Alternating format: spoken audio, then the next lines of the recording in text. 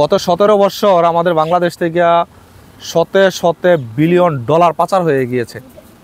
গত 17 বছর আমাদের দেশে আওয়ামী লীগ লুটপাট চাঁদাবাজির অভয়ারণ্যে পরিণত করেছিল। গত 17 বছরে আমাদের দেশের বিভিন্ন ব্যাংক, বেসরকারি ব্যাংক খেলাপি ঋণের কারণে, দুর্নীতির কারণে বন্ধ হয়ে গিয়েছে। আমরা এগুলো নিয়ে খুব বেশি একটা কথা বলতে ভালোবাসি না। আমরা কথা বলতে ভালোবাসি আসিফ মাহমুদ সজীব ভুঁইয়া কোথায় হাঁসের মাংস খেতে, ইসমাত আবদুল্লাহ কোথায় ট্যুরে গেল, ডাক্তার তাসনিম যারা কোথায় অবকাশ যাপনে গেল, শারজিস আলম কোথায় গেল, আক্তার হোসেন কোথায় গেল, নাহিদ ইসলাম কী করলো, এইগুলো নিয়ে কথা বলতে আমরা ভালোবাসি। আমরা যখনই আওয়ামী লীগের বিচারের কথা বলি, আমরা যখনই আওয়ামী লীগের নেতাকর্মীদের বিচারের কথা বলি, তাদের দুর্নীতি লুটপাট চাঁদাবাজির কথা বলি, তখনই বিভিন্ন গোয়েন্দা সংস্থা ডিজিএফআই আমাদের সামনে বিভিন্ন নাটক মঞ্চস্থ করে। আমরা যেগুলো নিয়ে ব্যস্ত হয়ে পড়ি সেগুলোর পেছনে ছুটি।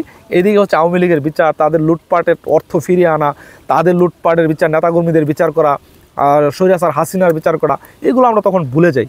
তো আমরা চাই আমরা কোনো গুজবের পেছনে না ছুটে গত 17 বছরে যে লুটপাট হয়েছে, দুর্নীতি হয়েছে, এগুলোর বিচার হোক। যারাই গত 17 বছর মানুষের উপরে জুলুম নির্যাতন চালিয়েছে তাদের বিচার হোক। আমরা কোনো গুজবের পেছনে আর ছুটতে চাই না।